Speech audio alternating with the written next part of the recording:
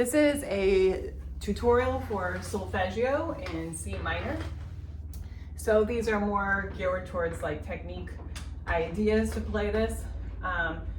First of all, the really important thing is to practice at a slow pace as you're learning this with all the different hand changes.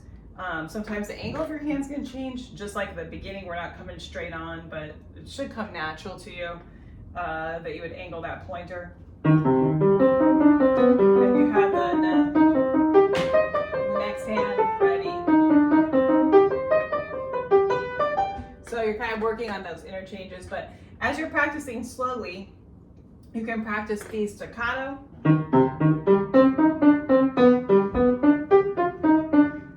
Do the long, short, long, short, long, short, long, short, or short, long, short, long, short, long, short, long, short, long. So all these things really help you with transferring weight from finger to finger and making that more even, because sometimes that's difficult since our fingers are different lengths. So at the beginning, you can have some crescendos and decrescendos. Put that up there. You can see I kind of wrote those in. And you're gonna put a little bit more of an accent on the E of the 16th. So one E and a 1 E and a 2 E and a 3 E and a 4 E and a 2 E and a 3 E and a 4 E and a 1 E and a. So hopefully, as I was playing, I wasn't holding over on any notes, but just keeping it nice and even. So that's one thing you have to watch out for, is that you don't hang over on notes. So for example, on the second line where we have this,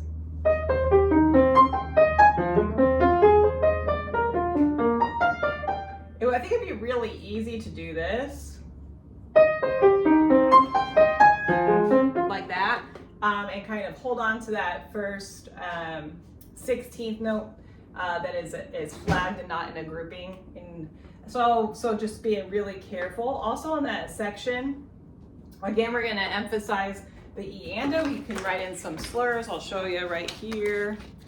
I kind of grouped those groupings of 3 into a slur. So 1 E and a 2 E and a 3 E.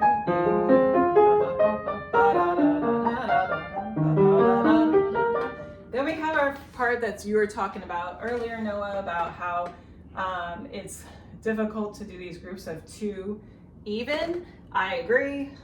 It's really like easy to swing it. So the best thing that I can come up with so far is to kind of think about as flicking it, especially with that third finger. It's a little easier to keep it even if you're kind of flicking it.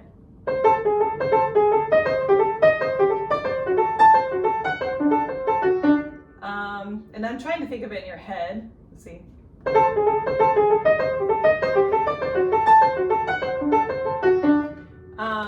So, I mean, I think a lot of just that staccato practice too will help with that.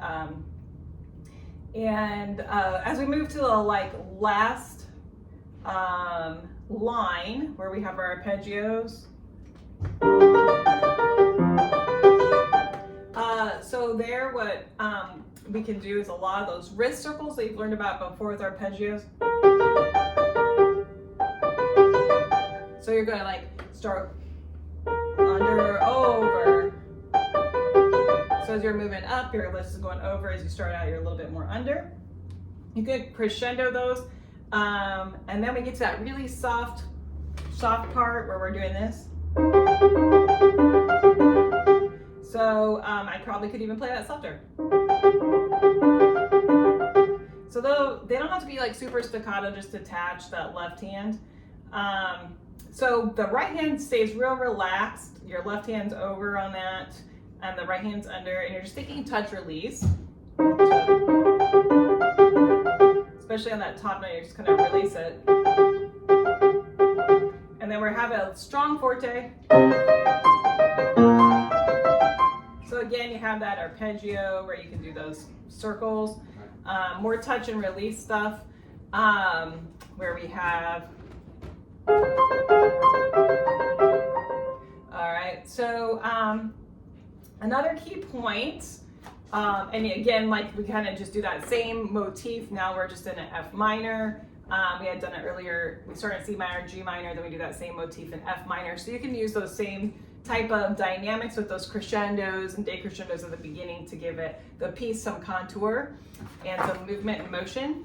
The next thing I want to talk about is, let's see, this measure right here. It's all backwards, so I'm trying to see where I'm at. So we have groups of slurs there. Where these single 16ths are, you're gonna just give them a little bit more of a punch. I've definitely heard that on a lot of recordings. So,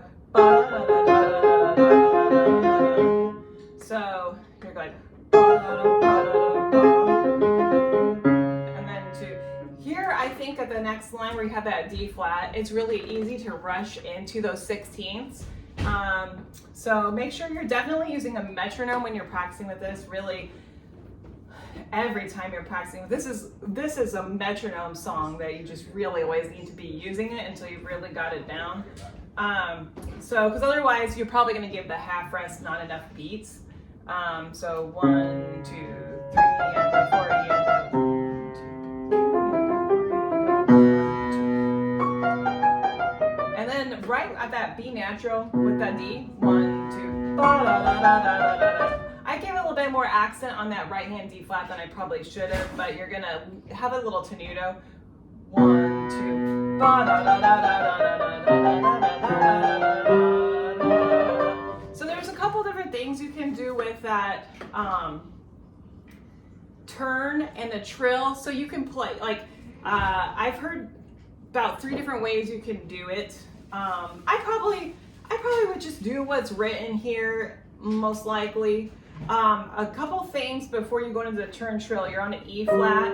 If you stay on that E flat for a whole beat, you're probably gonna get behind. So you're gonna have to kind of get off of that E flat probably after about a half a beat to get into that trill and turn.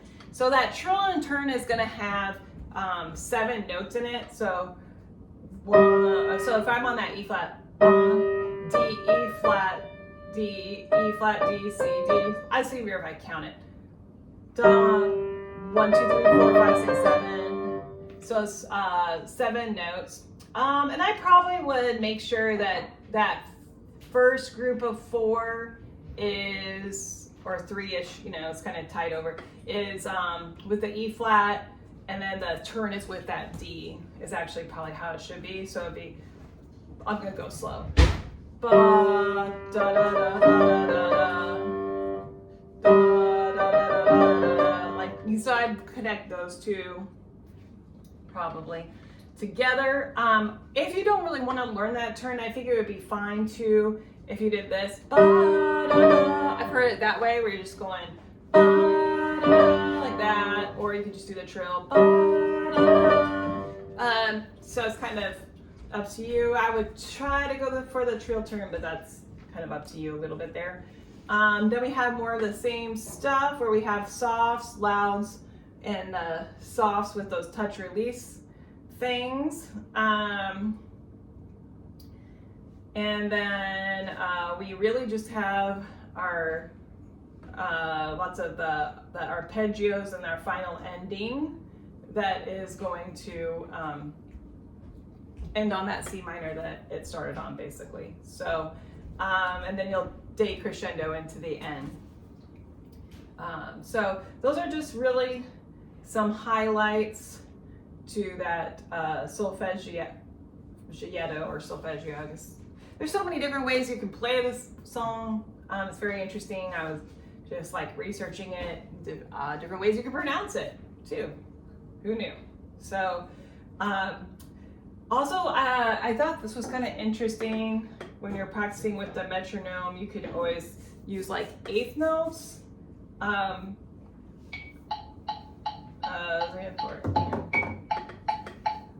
might start a little slower. So like maybe you're practicing at 50 and 2 and 3.